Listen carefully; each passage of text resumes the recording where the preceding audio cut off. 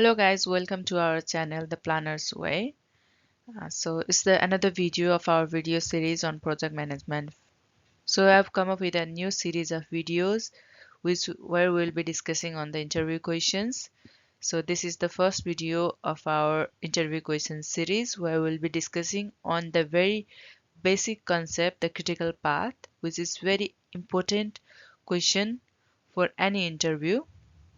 So let's move on to the topic. What is critical path? This is like the simplest way of asking you about the most basic question in the field of project management. Our interviewer can ask you like in different ways, asking you why critical path is important in project management field or in any project, and what is float, what is why how float is related to critical path, can we shorten the critical path, or like these ways. So we'll be discussing around the critical path and different ways interviewer can ask you. So let's the first one would be, let's say what is critical path. Simply say what is critical path. So it is the longest sequence of tasks or activities which will determine the shortest possible duration of any project. So if any task on the critical path is delayed, the entire project will be delayed. And these tasks had zero float, or you can say slack, so they must be monitored closely. So this will be the answer of this basic question, critical path. You can explain this way. Let's move on to another question. So why critical path is important? We can say each is important because it determines the earliest possible completion date of a project. So as we already defined the term what is critical path, it will be the same way. It determines the earliest possible completion of the projects. Since the activities on the critical path has zero float, they cannot be delayed. So delay on those activities will delay the entire project. So for a project control engineer, project control manager, understanding the critical path is essential for effective planning, risk management, reallocation of the resources, or making the decision on time.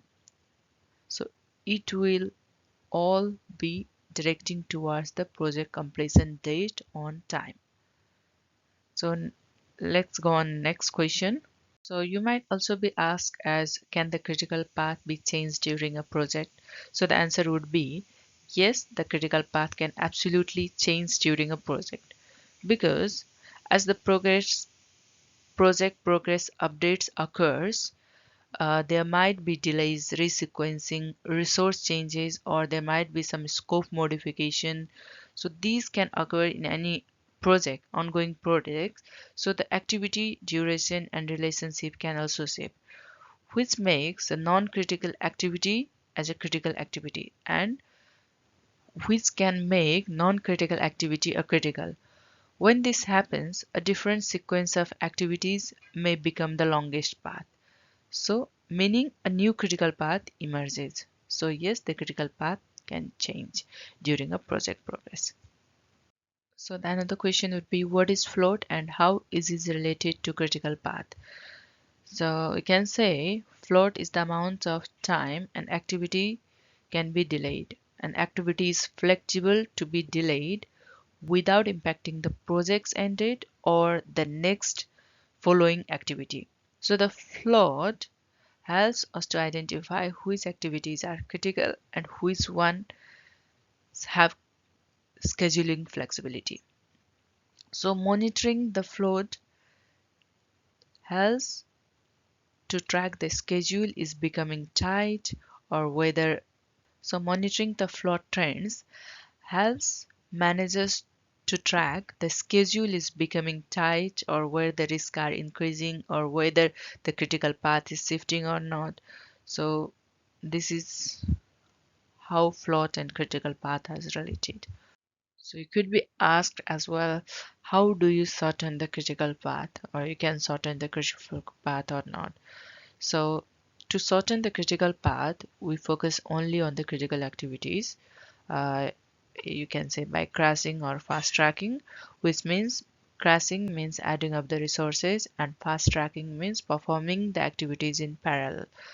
So we can crash them by adding resources, fast track them by performing work in parallel, resequencing logic to remove unnecessary constraints, or improve the productivity through better methods. So each option, but but each option has a cost, risk, or quality impact. So evaluate the feasibility before implementing. So this is all on our today's video. If you have any questions or if I forgot to mention any other question, please comment down below.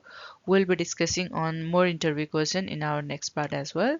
Don't forget to like, share and subscribe for more insights on the Planners Way. Thank you.